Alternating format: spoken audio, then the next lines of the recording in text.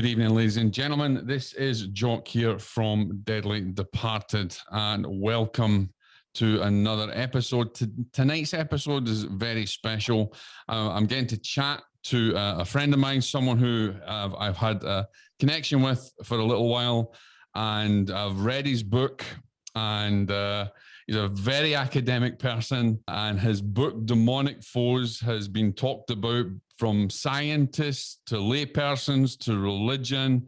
So welcome my guest this evening to Deadly Departed, Dr. Richard Gallagher. How are you, my friend? Good evening, Jack. How are you doing? I can't complain. It's been a little hot, but aside from that, no complaints. And just for everyone who's listening, we had some, as we always seem to do, we have some issues trying to get all the technology and everything to work, but finally we've managed to get there. Now, for those of you that don't know, Dr. Richard Gallagher wrote a book. I'm just going to bring this up here so people can perhaps see this. We see this, Demonic Foes. It's a fantastic book, and it's all about a little bit of everything from psychosis to mental disturbances, through the whole gamut of diabolical possession, the stance from the Catholic Church. What I want to do, Richard, if I may, is go right back to the beginning. So how does a psychiatrist like you get into this realm that it must actually, I mean, your peers must have been absolutely shocked at you coming out with these revelations. So how on earth did you get from a doctor of psychiatry into dealing with demonic possession, or as we should say, oppression, and the cases that you've been involved in? How did you go from just that doctor to this specialist? Jack, since you were kind enough to show the book, let me just mention real quick, Demonic Foes, published by HarperCollins, easily available on Amazon and that sort of thing. And what delighted me about the book is that HarperCollins allowed me to write a serious scholarly book. I mean, a lot of people find it interesting too, but it's definitely serious and scholarly. It tells the whole story of how I got involved in this field. I trained in psychiatry at Yale, and then I was working as a attending psychiatrist at Cornell. To my surprise, a priest, Catholic priest, showed up unannounced at my door and told me he had a case that he thought was a demonic oppression, and would I get involved? And I remember exactly what I said to him. I said, well, Father, with all due respect, I'm a little, skeptical of some of these demonic attack things. And he said, well, then he laughed and he said, well, then you're the perfect man for the job. And he brought me a case to evaluate, which I did very, very thoroughly, a full medical and psychiatric evaluation. And it was a woman who was, according to her and her husband, salt of the earth people, was getting beaten up literally by evil spirits, which can happen, I now know.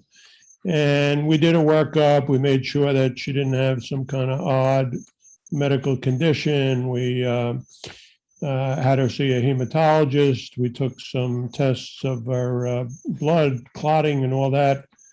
And there was no other explanation. And I said that to the priest, that there didn't seem to be any kind of medical explanation here, let alone psychiatric. She was not psychiatrically troubled at all.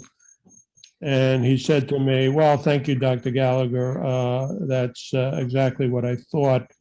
We had thought this was a demonic oppression. And then ever since, I've seen literally hundreds of oppressions. Oppressions and possessions as well are rare, but I seem to be somebody who has probably seen more of them than any other doctor in the world. I was later invited to join the International Association of Exorcists as a scientific advisor, non-exorcist, but as in that position, I'm now the longest standing member of this organization, group of worldwide exorcists, which is actually approved officially by the Catholic Church. Now, Richard, you are you're a man of faith, and so there is a a lot of people will say, well, why is it that it's only seems to be the Catholic Church that gets these experiences and no one else? What would you say to that?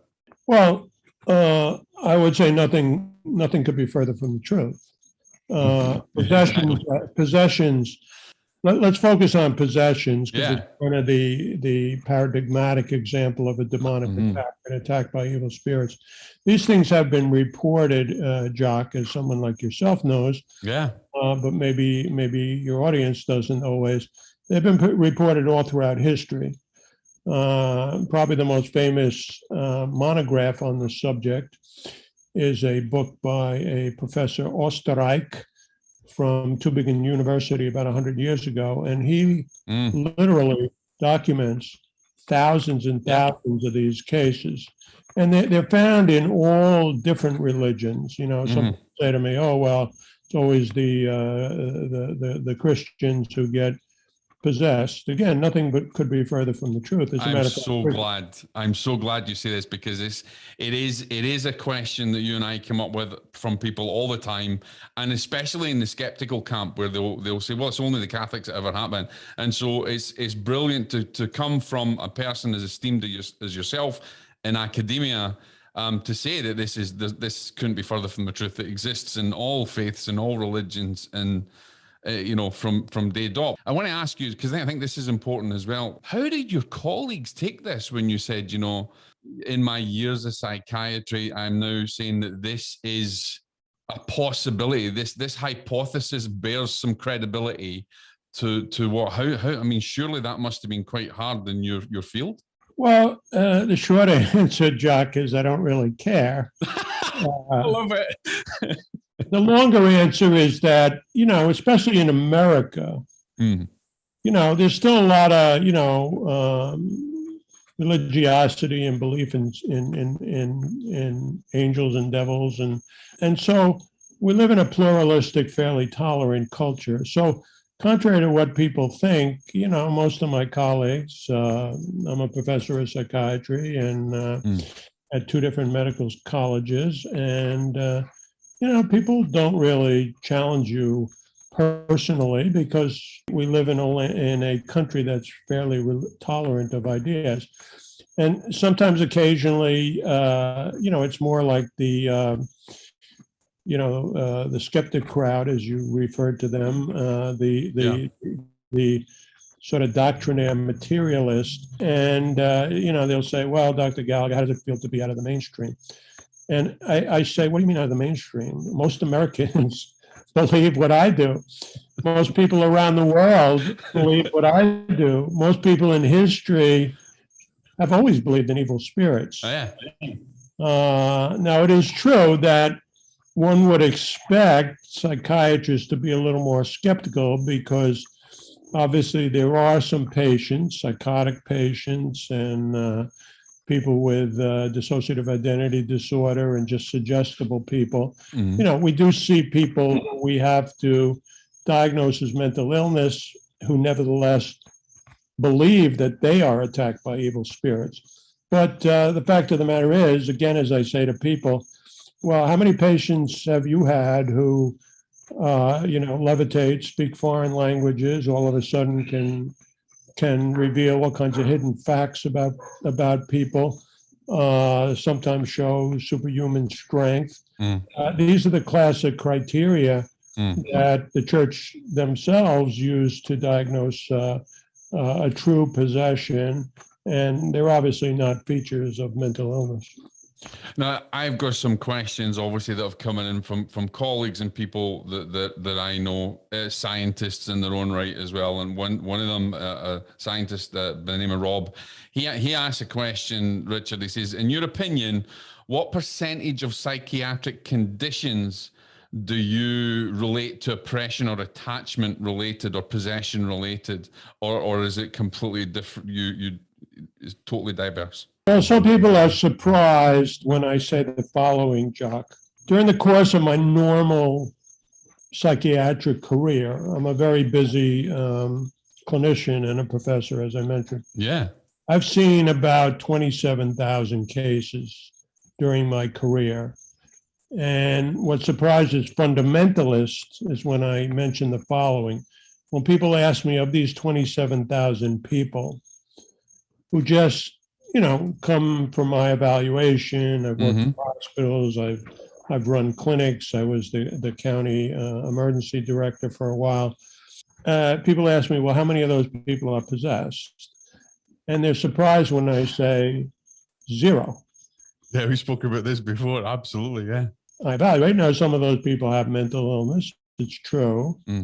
But a number of them have something beyond psychiatric. These are not patients of mine, by the way. These are people I'm doing consultations on.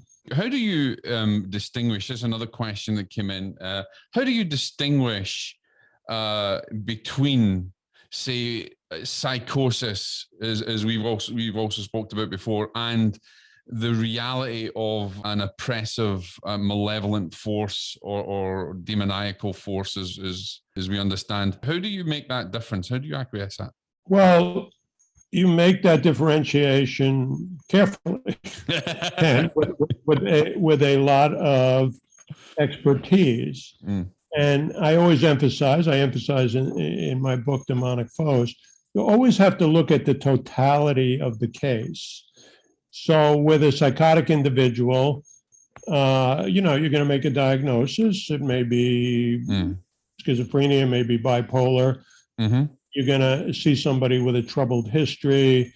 There may be a genetic history. There may be a response to medication. And you look at the total picture and you say, this is a mentally ill person. The person who is claiming that evil spirits are attacking them or speaking to them, it's very different. You look at the total picture. Now, these people will have a history suggestive of something like they've been very involved in occult forces, practices, and or they've done something, outright evil in their life. This is typical. And then you ask the person, well, you claim that spirits are speaking to you.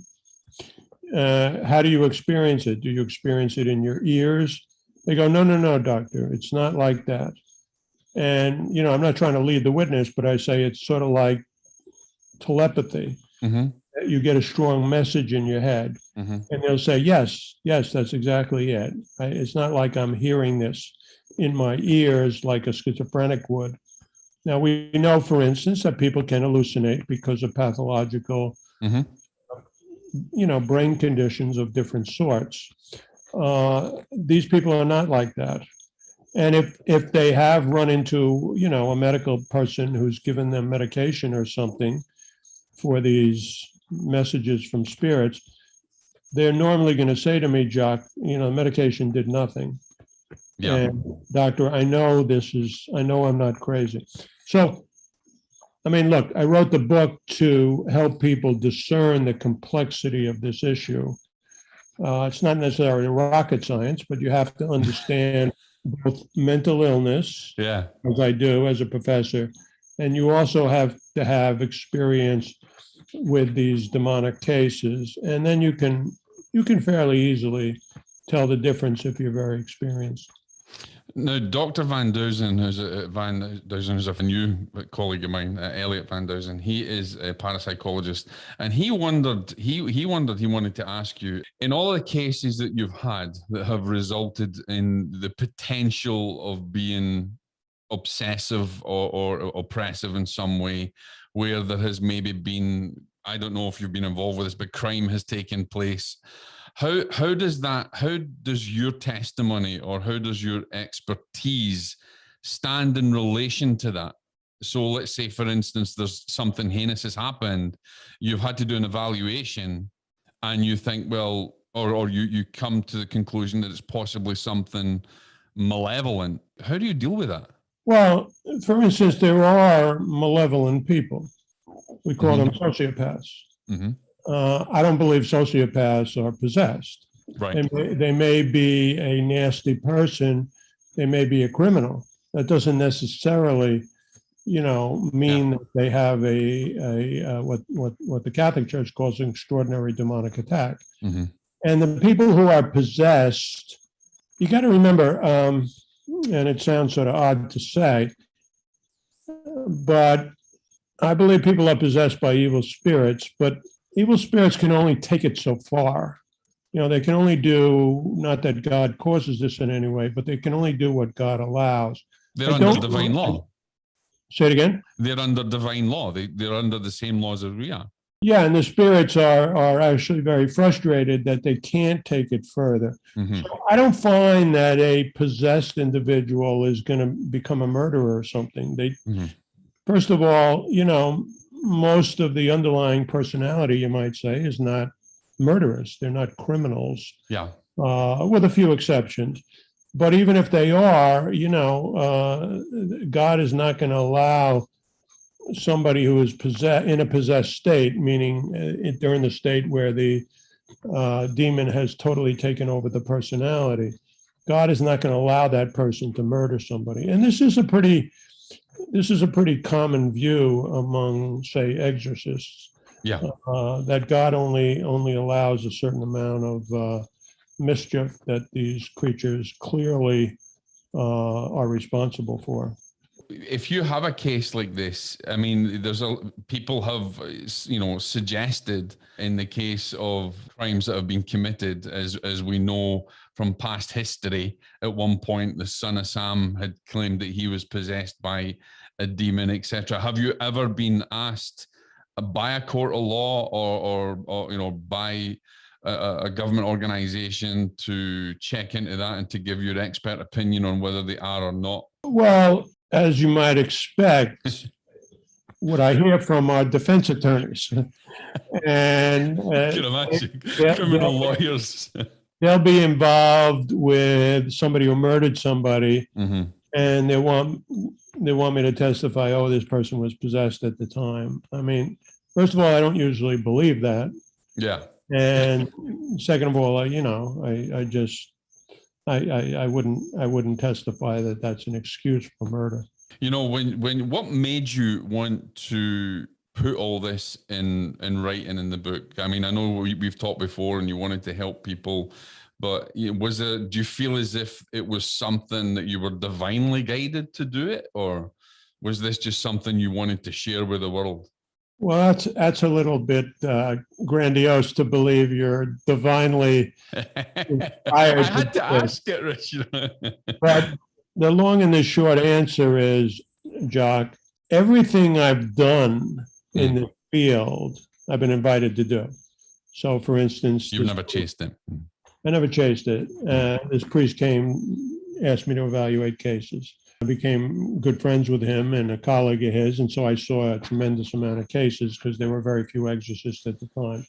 And people asked me to start writing about it. I wrote an article, for instance, at the invitation of the Washington Post. Mm-hmm. I remember that one, yeah. People asked me to join the International Association, to be on its governing board for a little while. I did that. And then many, many people, some mental health people, but also exorcists and people like that, said, Gallagher, you probably have seen more of these cases than any other doctor in the world, which I think is true. Yeah, I would say so. And why don't you write your experience in a book? And I did that about a year ago. And I have to say, ladies and gentlemen, it is an excellent book. I thoroughly enjoyed it. It's a great read and it's an eye-opener. And it doesn't matter what religion or faith that you're from, there's a lot in there that you can learn from and glean information from. I want to jump back to you just when you first started to do this. I think this is an important aspect, is how did you feel in yourself when you first get asked?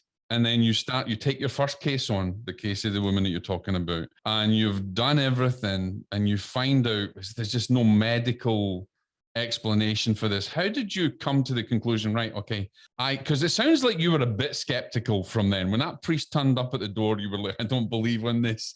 This doesn't happen. How did you feel about that when that moment hit you? Well, again, I'm not going to hide the fact that I was brought up Catholic. I still am a devout Catholic. And so I certainly always thought that some of this stuff could be possible. But I really didn't appreciate, not that this stuff isn't rare, it is rare, but that, I actually would see some of these things, including more minor attacks Mhm. and say what's recounted in the Gospels of outright possessions. I have been described as a little bit unflappable. So I'm not sure that's always a compliment, but well, I do remember you said to me, when we were talking about, because ladies and gentlemen, Richard is going to be our guest on one of the big conferences we're having next year. And he did say to me, he says, Jock, if I'm going to be there, I'm not holding nothing back. So, that's what I can expect from you anyway. Yeah, well, you are a bit unflappable. Jack, and, I admire the fact that you're very open to the idea of evil spirits. Oh, yeah. And also that you want to keep an academic focus, even with people who, may disagree with you. So I'm not saying that, especially early on, that some of these cases, including this Satanist woman who I had some very bizarre experiences with, I'm not saying that I don't find some of this stuff pretty darn creepy. Yes. I remember once, I had seen this woman go into a trance and a voice come out of her and very, very disparaging of the priest, saying the usual things, you stupid effing priest, I'll never let her go. She's ours. The demon called him a monkey priest, which I always tell people is probably a fair indication of these arrogant and very smart evil spirits who believe we're just sort of, evolved monkeys. There was a later experience where the priest was asking me to come to an exorcism they were going to do with her. And I've been to a couple of hundred exorcisms in my life, just as an observer, but I couldn't go to this one. So we were talking on the phone. We knew where this woman was. She was about 1,000 miles away. And that I was on a landline, that same voice came in over the phone. And, now that was spooky. In fact, it's the only time in my life where I had validations that the hair on the back of one's neck can go up, because that's exactly what happened. And I said to the priest, I said, it sounded like the evil spirit just talked in over the phone line. Even this woman was 1,000 miles away. And I remember what he said to me. He was probably even more unflappable than I was.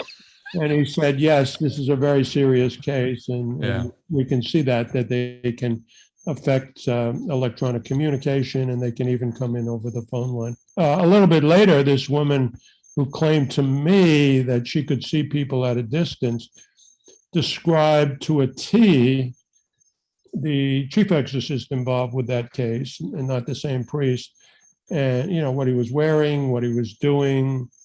And she called it remote viewing, and parapsychologists talk about remote viewing.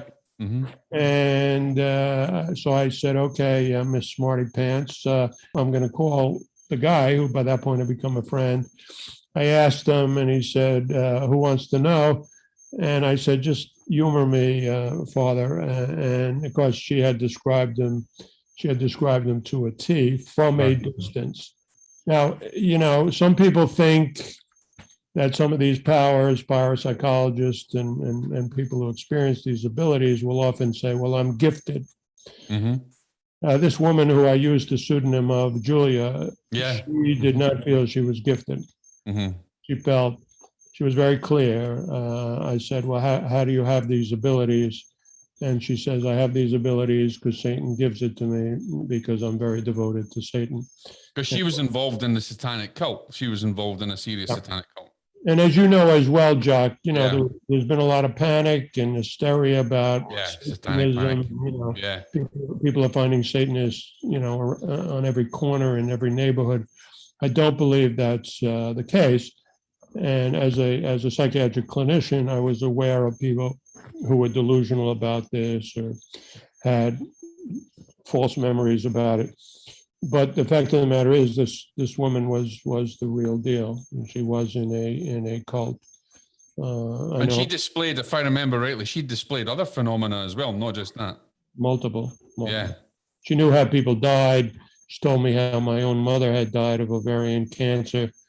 Unless she was spending her whole life researching people in a library. I mean, there's no way this woman was a cold reader or anything like that. She was the real deal. She knew a lot of different things, which is what you see in the serious cases. If I can give one historical example, and of course people always have a million different theories about this, but in ancient times, people would go, if you remember your high school history, they would go to Delphi. Mm-hmm. And this, young, usually virgin girl at Delphi would claim that she was in repository of this hidden knowledge that occultism sometimes leads to. And she would go into a trance, and out of her would come a voice. And it was the voice of Apollo. And it underscores the point, number one, that even in, perhaps especially in the pagan world, there are many well-recorded cases of possessions. I believe she was putting herself into a voluntary possession, but also that there's all these different theories about it. Mm-hmm. Maybe it's a dead soul possessing one. Mm-hmm. Maybe it's gods and goddesses, which a lot of the Greek culture, which is an advanced culture in other ways, seem to believe. And what I tell people is I still hear that. I still hear either in exorcisms or from the individuals, well, Zeus is speaking to me, or this is my Uncle Harry, who was a very evil person. What is interesting is that the ancient Hebrews of the Hebrew Bible, the Tanakh, as well as the Christians, early Christians, and especially Jesus, pinpointed that these were not gods, these were not dead souls, these were evil spirits. And the proof of that to this day is that when, and not just Catholic priests, but my major experiences with successful Catholic priests doing exorcism, when they work with the case, they are forcing the spirit who may claim they're Zeus or Apollo or some dead person, sometimes a prominent person in history. Eventually, the demon is forced to reveal their real demonic name and admit that they are lying, which they hate to do because they've been fooling people throughout history outside, some of the major religions. So Muslims also believe that in evil spirits the way Christians and many Jewish thinkers throughout history, I believe. Absolutely. And so let's jump in for those that don't understand it, because obviously Richard and I have a deep understanding of these kind of things, but there's a lot of people that will listen to this that I want to say the disillusion, but from all the media that's going on, and they're kind of taking up a different path, and they don't know how possession actually happens. How does it happen? How does the actual process of that possession happen? What usually happens is that, and there are exceptions, but what usually happens is that the person, wittingly or unwittingly, you might say consciously or unconsciously, has invited the spirit in.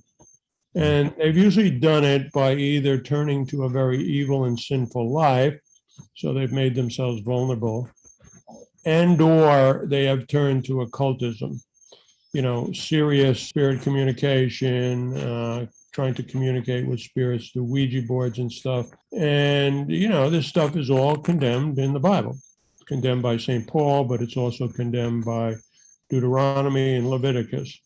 And so once they've kind of engaged with these dark forces, the dark force feels that they have kind of a right to them, that these people have, that they've done favors for these people, and now they're kind of belong to them. I mean, it's quite evil, it's quite sadistic, but that's the way it usually happens. Now, again, there are a few exceptions. It may be, for instance, even though Americans don't like to think about this, that certain vulnerable people can be cursed, for instance, with a spirit.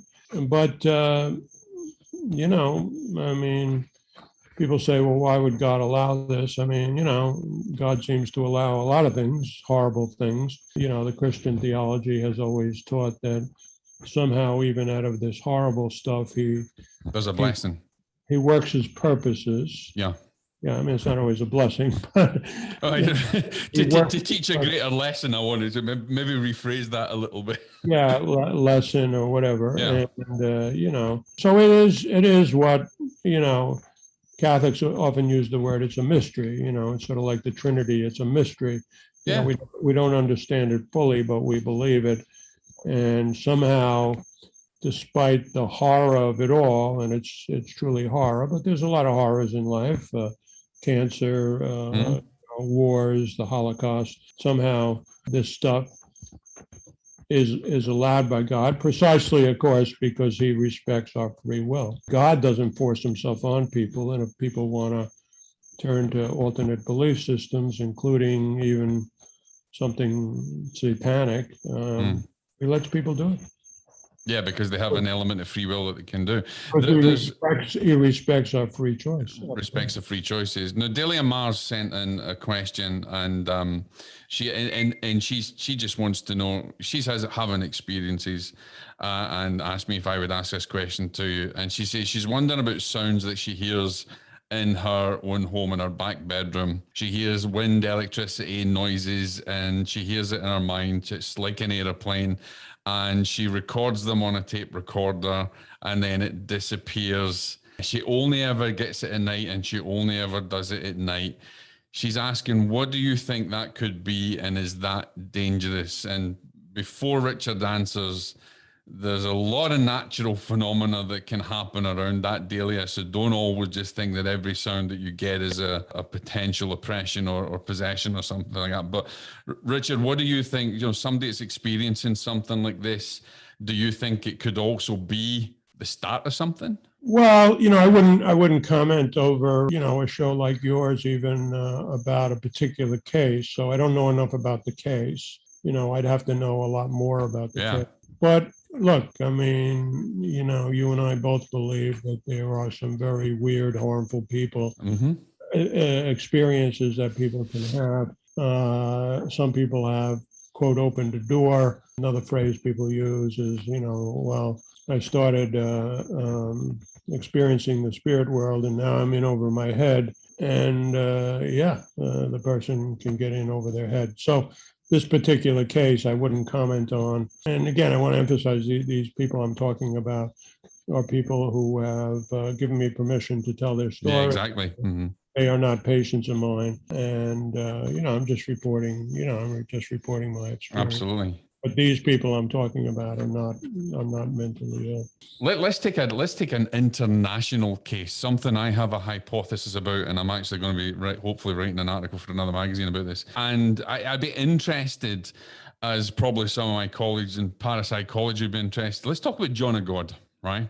Because it brings in the question. Okay, I'm not going to talk about my hypothesis now, but John of God, who apparently had healed so many people, had carried out so many wondrous things, but in reality, when we get down to the investigation and you look over the whole history and all the manipulation, there seems to be a complete deep malevolence there. In your experience, do you believe that evil spirits, should they take over someone like him, can also produce wondrous healings and things that seem on the surface to be good, but have an underlying agenda for evil? Absolutely. I mean, we call these people sometimes psychic healers or demonic healers. You know where he is at the moment? Yeah. He's in jail. Yeah, absolutely. Yeah, absolutely. He was accused of abusing a lot of people. Absolutely. Over 200 of things, wasn't it? 200 women. Exactly. Now, through the dark arts, he had some abilities to relieve people's suffering to an extent in bizarre ways. I actually saw a video of his work once, and it's typical occultism. I also had a friend of mine from Europe who claimed that he visited this guy's village and collected a lot of money, seemed to heal a number of people, but that within 2 weeks, all these people had relapsed. So these are not people that desperately ill individuals should frequent. And to the extent that he had quote powers. It was dark powers that he shouldn't have been involved in. Let me give you a somewhat of an analogous example. I talked to a woman once who was possessed, and she said to me, and I believed, based on her and her report, this beautiful 27-year-old woman had been possessed for about 10 years. And I said to her, after agreeing with her that she had a serious possession, I asked her if she suffered from anything else. And she said, well, I've been possessed for 10 years and I have had pain in my head for 10 years. And I said, what do you mean? She goes, I just have these horrible pains in my head. I said, continuously? She said, yes. And I said, well, I hope you've gone to a doctor. And she says, yes, I've been diagnosed. I've had MRIs. I've had, all kinds of tests and x-rays. I've tried medication. Nothing helps. And since I'm a Catholic, I also happen to be what's called a Eucharistic minister. Yeah. Mm-hmm. So I have the Eucharist with me sometimes because I can distribute it. And I said, well, I'm going to do something. I'll call her Maria. That wasn't her real name. I said, Maria, I want to try something. And I wrapped up a thing of Scotch tape and I put it on her head. And I said, she didn't know what I was doing, of course. And I said, do you notice any change in your headaches? And she said, no. And then I wrapped up, respectfully, I wrapped up the pyx, which contains the Eucharist, and I put it on her head. And she burst out crying. I mean, the Eucharist was on her head. She burst out crying, and she said to me, Dr. Gallagher, this is amazing. This is the first time in 10 years. I don't know what you did, but this is the first time in 10 years I don't have pain in my head. And I said, well, that's because, this is the Eucharist. And the demons hate the Eucharist and have to, withdraw their attack on you to an extent. And she said to me, well, this is amazing. She goes, who are you? Are you some kind of angel? And I tell people later, this maybe the nicest thing anybody's ever said to me, right? Yeah, true. Again, this was not me. It was not, a power of suggestion. She didn't know what I was doing. But it showed that the power, in my opinion, of the Eucharist can combat the demon to some extent, that they were taking away this demonic pain. Now, pain is usually medical. You got to go to a doctor, you got to get tests. But she had done all that. And it was quite clear that the pain came at exactly the time of the possession. So what was going on? Well, then you can, put two and two together and say, maybe this pain was related to her demonic attack. Now, what a demonic individual like John of God can do is they can sometimes, have demons relieve the pain so that it looks like they are healing the person, but it's really just because somebody like John of God is in cahoots with the demons, and they give him this favor and make everybody believe, oh my God, this is a great healer. Now, I'm not saying that miraculous healings haven't occurred in history. The Gospels, which I believe are fairly credible, are full of them. But what John of God does, and again, this is opposed, there was a saint called John of God. We're talking about the Brazilian. Yeah, we're talking about the Brazilian medium. Demonic healer who's in jail for abuse. And this is the kind of, power that these people have. Edgar Casey is another good example. He was somebody who, in my opinion, he would put himself in a trance. He would be in a type of possessed trance. And he had some healing powers, allegedly, which were, bizarre in themselves. But, somehow through demonic power, he was able to help a lot of people. And this is about 80 years ago or so, or more now. And people flocked to him, just as they in more recent decades flocked to the Brazilian John of God. Do you think that there's obviously, because you have an opinion about people like Casey or people like John of God, but do you think there is other extraordinary individuals out with a dogmatic religion or a dogmatic belief system that have some form of let's say, divine power or authority that's been given to them by a higher order, or do you think it's just all demonic? No, I don't think it's all demonic. There have been miracles in history. I mean, the great miracle worker, who was also the greatest exorcist in history, was Jesus Christ. So, and there are great saints, for instance, very holy people who have been involved in miracles and stuff. And there have been many miracles throughout history. There's no question. And not necessarily just within a Christian faith, a Catholic, but even we've seen this in Buddhism and other things. Many of the most dramatic ones, Jack, are within the Christian. Although, the Old Testament has things like that too, some of the Old Testament prophets. So I do think it's, in these individuals, it's by the power of God. But aside from Jesus Christ himself, who seemed to do it on his own authority, all these other historical figures, they are very careful to say, this is not me. I'm praying to God, and God is doing the miracle. Just as Catholic exorcists don't say, well, I have these magical powers. They're saying you are delivered in part through the prayers of the church, but the person also has to work at it. But whatever I accomplish, any good Christian and certainly Catholic exorcist will say, this is not by my own power, this is by the power of God. Absolutely. Do you think in the modern day there is more influence that goes on in the world from malevolent forces that might be shutting off? All throughout history, there have been societies that are, somewhat corrupt, and, a lot of the pagan cultures, had child sacrifice and stuff like that. Yeah, absolutely. Yeah. There was a lot of demonic stuff going on in other societies. I don't think that the modern era is, particularly evil in that way, that, demons are taking advantage more. Although demons do take advantage of people who turn to alternatives to true monotheistic faiths. Some people think there is somewhat of a rise in these cases since so many people turn to the occult and all that. Now, on the other hand, there is also a perception that there's so much more awareness of this.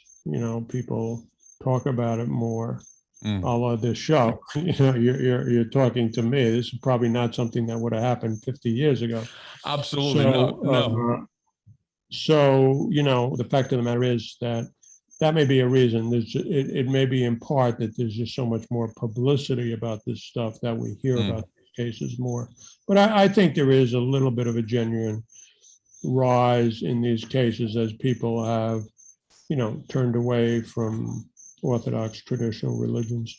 And I would also venture my own opinion that many people haunt themselves, probably because of what they take in and take on board, or they watch, or they see in movies, or they see in, or they start to believe things, or they get they go down the wrong path. So that you get people now who are, say, mentally ill, who will assume that this is something demonic when, maybe 50, 80 years ago, it just they wouldn't have had the option of believing that.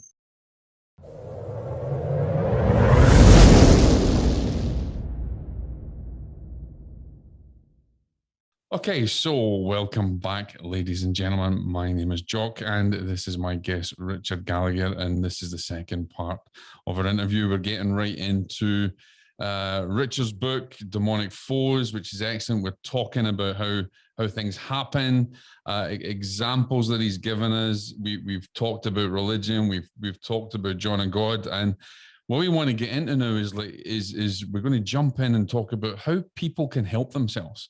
That's a big thing that a lot of people actually miss. So, Richard, in the case of everything that we've been talking about this evening, things, people that are oppressed or that may be feeling that they are under some form of demonic attack or spirit attack, or they get involved in something, what can they do?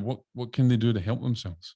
Well, the short answer is that they do have to help themselves, as well as it's very wise to turn to I would say clergy people in the Catholic tradition, their diocese who often has somebody who is responsible for helping them for advice, and sometimes in the worst cases, possessions, even what's called a solemn exorcism.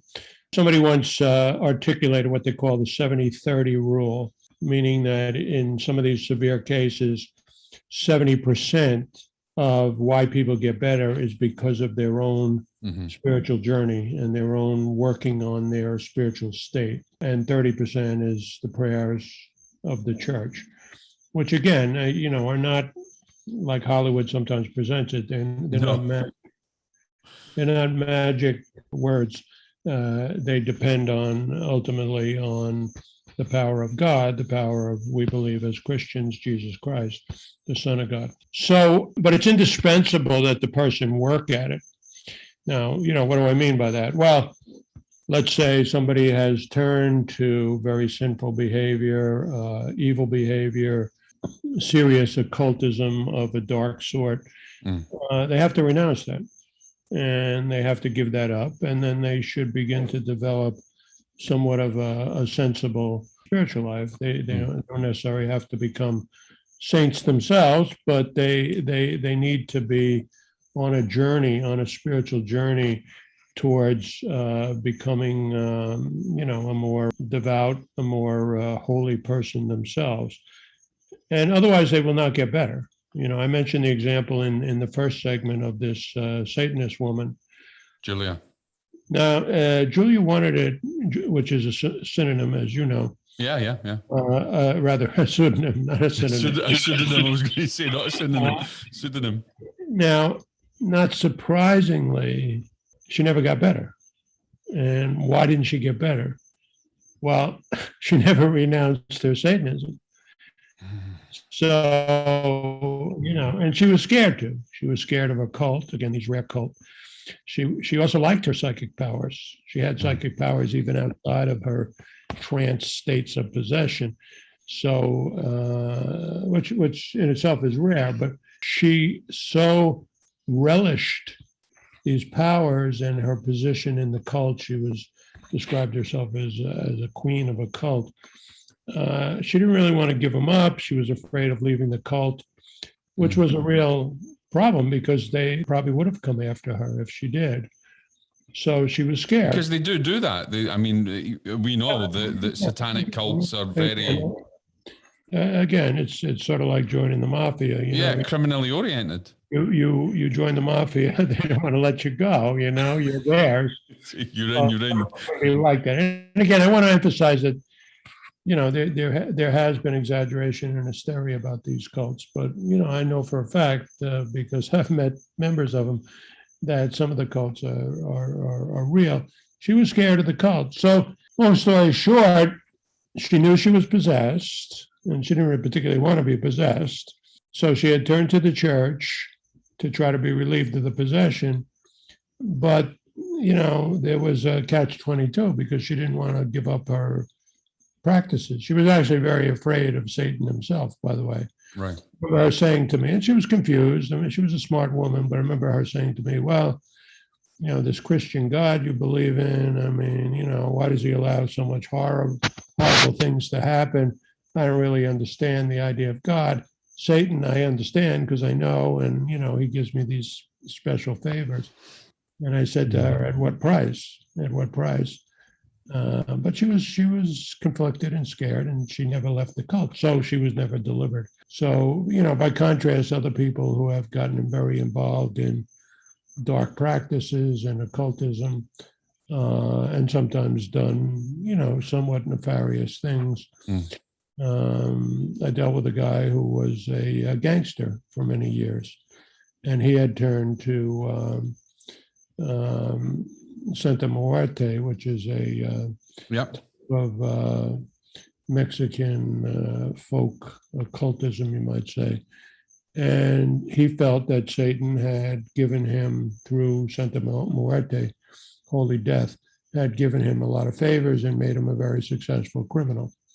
Again, these are a couple of cases I write about in the book. I could have written about many more, but I wanted to highlight some of the more interesting cases that prove a point. And by contrast with Julia, this proved the point. He was willing to renounce that. Right. It's always a fool's bargain to get involved in Satan in the first place. So he was riding high. He told me I have all the cars. I had all the cars and all the money and all the girls I wanted.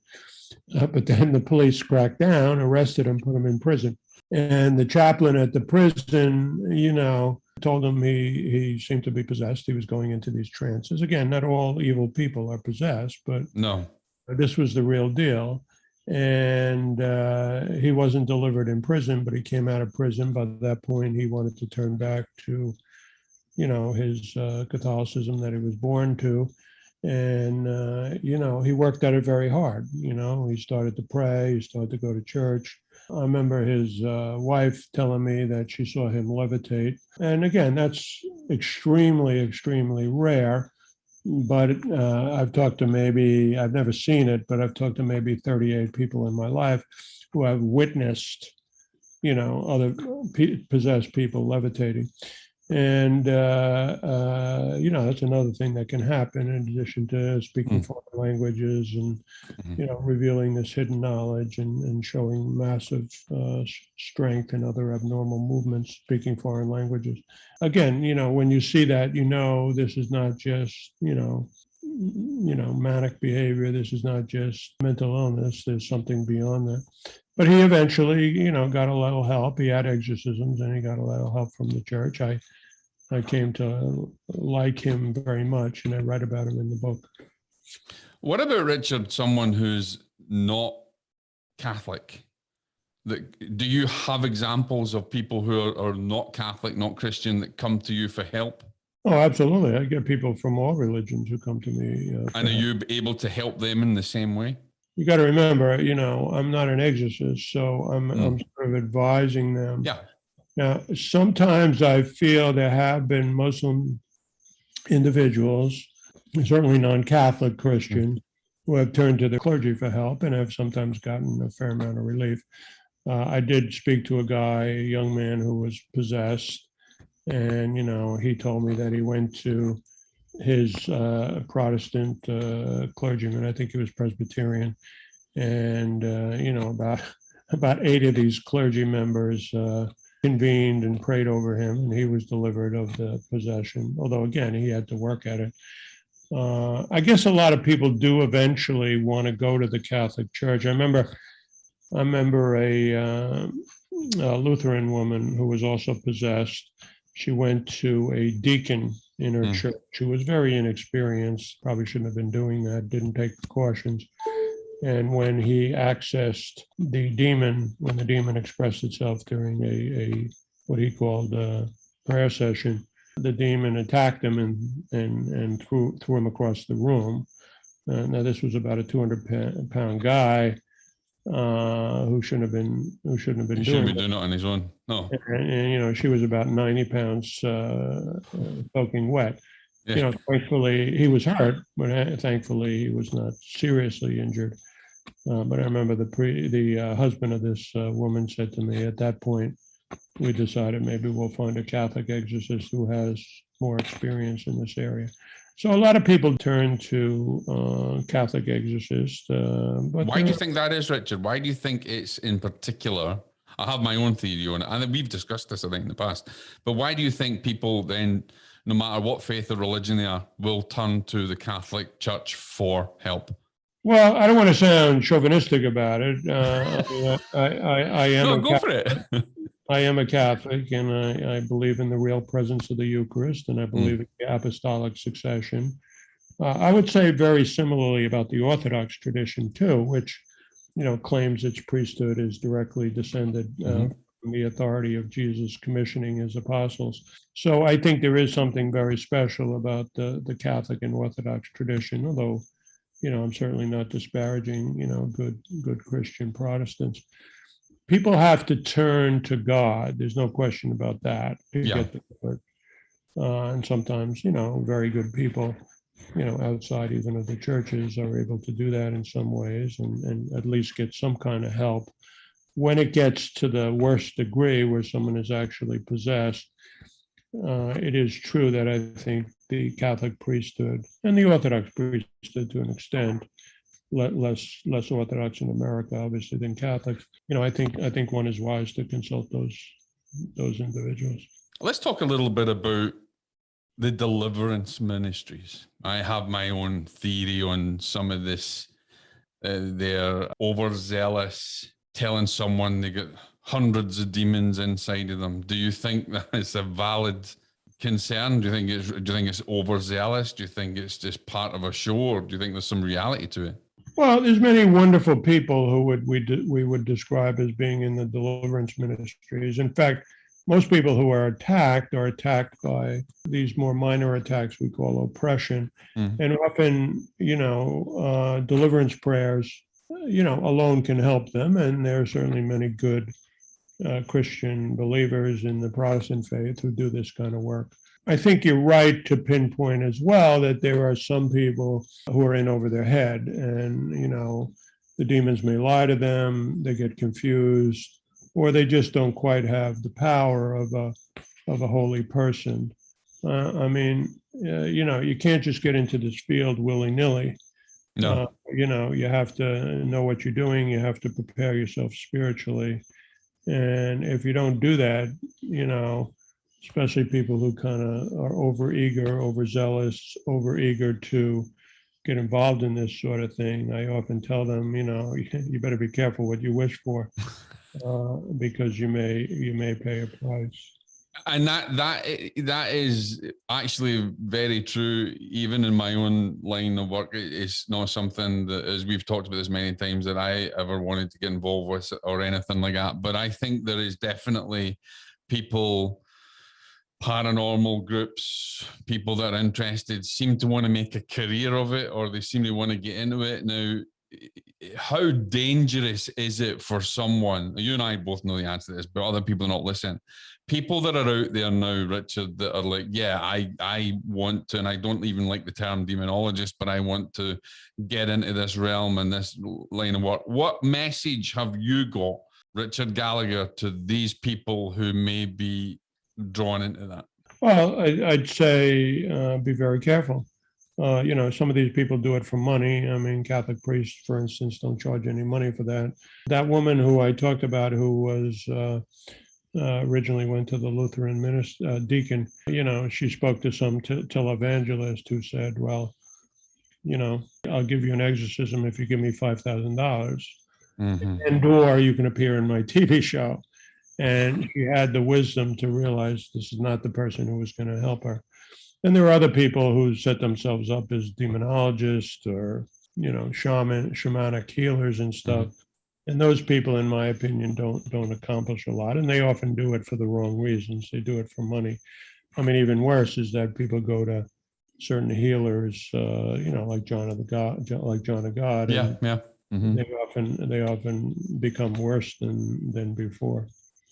Now, they may get a little temporary relief. Otherwise, these people would have nobody, possibly through dark powers. Otherwise, nobody would go to these people. But, almost invariably, in my experience, they're worse than before when they go to these people. Now, do you also think that someone can actually cause themselves, they may not be under serious oppression or even an infestation, but can they cause themselves to develop some mental illness because of maybe their fear or how they're feeling or the fact that they believe they may be possessed? Well, people can get deluded about it, sure. I mean, I do make a distinction, and I think that, again, once one follows this principle of getting a solid, good evaluation, you can distinguish between people who are mentally ill and people who are demonically attacked. I mean, that's in a way the whole point of my book. However, there is no question that people can get involved in this field or, involved in occultism in general and get in over their head. And, they may, for instance, they may get attacked and very depressed about it.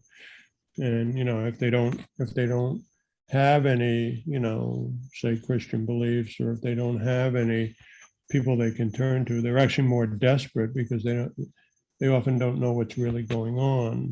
They don't know that they're being played and attacked by an evil spirit because maybe they don't believe in evil spirits. Is there some signs, Richard, that you can tell our listeners and viewers, what should they look out for? What are the signs that they should look out for that would be like, okay, I need to look at this more of a spiritual thing, or I need to get both. I need to get a medical opinion and a spiritual opinion. What can you tell them? What can they look out for? Well, for instance, in the Catholic tradition, if you have a serious demonic attack, a lot of times the bishops will require you to have a medical evaluation. Yeah, I mean, you turn to somebody who maybe medically, knows what they're doing. And again, I'm certainly not the only person who does this. Mm-hmm. I don't work for the church, although I am a professor at a seminary as well as a medical school. That's right, yeah. Yeah, and so I've trained exorcists, and I've given a lot of talks on this subject. So sometimes people really do need to get a thorough medical evaluation from somebody in the mental health field, or some kind of physician, or sometimes even a psychiatric nurse or something who knows what they're doing. But they more importantly, they also need to try to find some person genuinely in the spiritual field who's knowledgeable about this stuff. And sometimes it's hard for people to do, especially if they're confused. If they don't know because they don't have a distinction. They don't know what's going on. Right. And do you think there's I tend to see a lot of people claiming, I think my sister, my brother, my husband, or whatever is possessed. Is there something that a loved one should look for in that person that may suggest that they need spiritual help rather than the medical help? Well, look, often people, if they're smart and they're not overly superstitious or biased against spiritual problems, they sense something really weird is going on that doesn't seem to be completely explained by anything medical. But since they're not, say, doctors themselves or experienced in this area, they often have to find people who can help them. Which is sometimes easier said than done, although I don't want to give the impression that when I go to Rome every couple of years to these meetings of exorcists, I'm certainly not the only doctor there, and there are doctors around the country who do these kind of evaluations. I just have seen a lot more of these cases than most people, and I get a lot more referrals because in this day and age, we have inexpensive cell phones, we have the internet, so people can get a hold of me in ways that they never could have in the past. I mentioned that early on.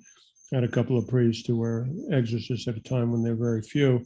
They would show me these cases all over the country. So I've had a lot of experience, even though, quite frankly, even most exorcists are confined to their diocese. That's their job. So, they haven't seen anywhere near the amount of cases that I have, for better or for worse. What has been the big change that you've found within the International Order of Exorcists that has changed dramatically since maybe Gabriella Amorth passed over? Has there been a dramatic change? Has there been an increase in the need for more academia, if you like, more training? Have you seen it really kind of skyrocket? I mean, we've touched on the issue of whether the rise in cases has to do with more people in the Western world, turning to occultism and alternative belief systems.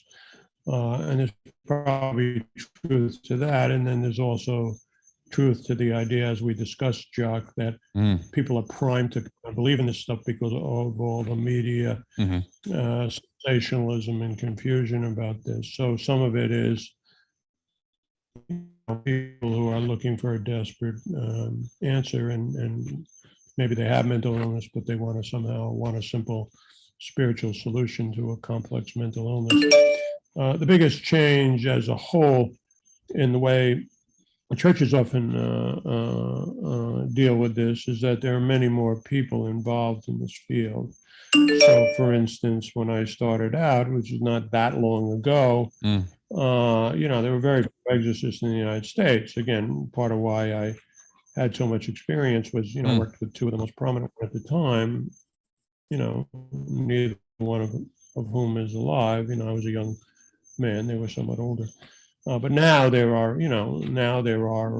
many dioceses, not all, but many dioceses have appointed, prompted by the Vatican, by the way, have appointed official exorcists. And the organization itself, the International Association of Exorcists, again, of which I'm the longest standing American member now, because everybody I started out with is no longer living, so at least as Americans. So, that's an organization that has really grown and has more members than ever before, and attempts to have very scholarly discussions about this subject. I mean, I've addressed the meetings myself a couple of times, and again, I'm not implying that I speak for the organization, nor does not at all. No, nor does the organization speak for me. But it is a bunch of very intelligent, scholarly, often quite experienced exorcists who, try to discuss this in a serious way and not in a, simplistic way. Do you think the order will open up its doors to other faiths and practices, or do you think it will wholly remain insular within the Catholic faith? Well, using a pejorative word, insular, I mean, I think that they feel that,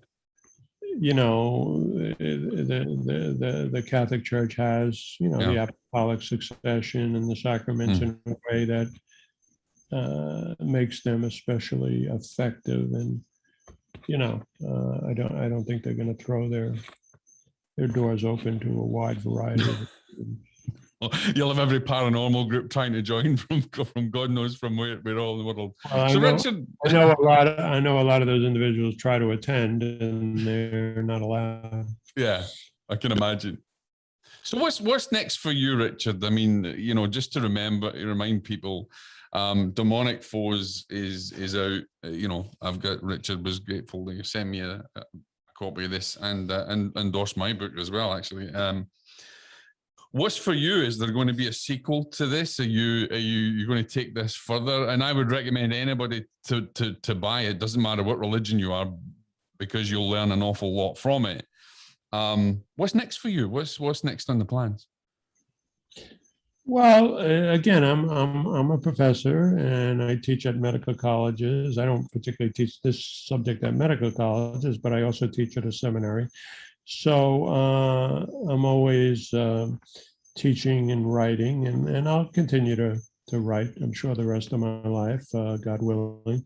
And I'll write some follow-up books about this subject or about parapsychology. Hollywood is beating down my door, and really, I wonder. I was going to ask you that. You have to be careful about that, because careful what you wish for. But that's true. I may get involved with them eventually. It's interesting. Speaking of Hollywood, I have a good friend who does this work too. He's a psychologist, and he says, you were talking before about people self-styled demonologists and stuff, and he says he gets calls all the time from people in Hollywood who've gotten involved in investigating and doing these sometimes schlocky shows, and he says a lot of them get themselves in trouble, and then he has to come in and advise them how to get out of the trouble that they've gotten into. I do believe there was another case in Pennsylvania that happened to some young people. Sometimes curiosity kills the cat, That's true. Richard, I want to thank you for being my guest. I don't normally interview a lot of people, but the people that I do are people that I know can teach something from an academic, from a spiritual point of view. And I want to thank you for spending your time with us, with the viewers that may not know about your work or anything else, is there any last final message that you want to give people who listen to Deadly Departed or watch us? What do you want to tell them? You were breaking up a little bit, Jack. So you wanna repeat that question? Oh, sure. So, I want to thank you, obviously, for spending time with us tonight. And there's a lot of people out there that want to know your work. They're learning about you for the first time. Listeners of Deadly Departed. I don't interview a lot of people, but when I do interview people, is because I know they've got something really to give and to educate. What is a final thing that you want to leave our viewers and listeners with? Well, look, I mean, it's basically to stay away from occultism, but also to recognize that, ultimately, people don't have to be afraid of this. It's not something that just happens out of the blue. It happens for reasons, and mostly, not exclusively, but mostly people who have somehow turned to unwise things. So, don't turn to occultism, but also recognize that maybe part of why God allows this is to underscore for people that these realities exist. There's good and evil in the world. There's forces of good, and there's also what I call demonic foes, as the title of my book, who want to harm and corrupt us. Absolutely. Ensnare us. And, it's important that everybody understands. It's not necessarily a thing that people want to challenge themselves, but we're all involved in a spiritual battle of sort, whether we want to be or not. And one has to prepare themselves spiritually. I myself would not do this work if I didn't prepare myself spiritually, and also, as a matter of fact, have people praying for me. I've always had people praying for me in my protection. And I'll ask your audience to do the same. So I'm absolutely, we'll keep you in your prayers. I'm a little shameless in asking people, but this kind of underscores the reality of this spiritual battle. And quite frankly, I'm sure you, Jock, as an academic type of person, you've heard of people who, so-called demythologizers. They want to claim that all miracles and all demonic phenomena are superstitious and, not validated. I mean, nothing could be further from the truth. These things have been very validated. And I think when people challenge, say, the gospel accounts where there are miracles, and very prominently, Jesus himself, our Lord himself, drove out demons. People can say, well, that's the superstition of the day, or they didn't understand this was a mental illness, blah, blah, blah. No, what happens today in today's world, where miracles are still reported, not absolutely common, but reported. And also people are still delivering people from demonic attacks. As one recognizes the reality in today's world, it certainly lends credibility to these historical accounts that, are quite challenged by many, many people. A lot of people have misconceptions about the Bible and certainly the New Testament.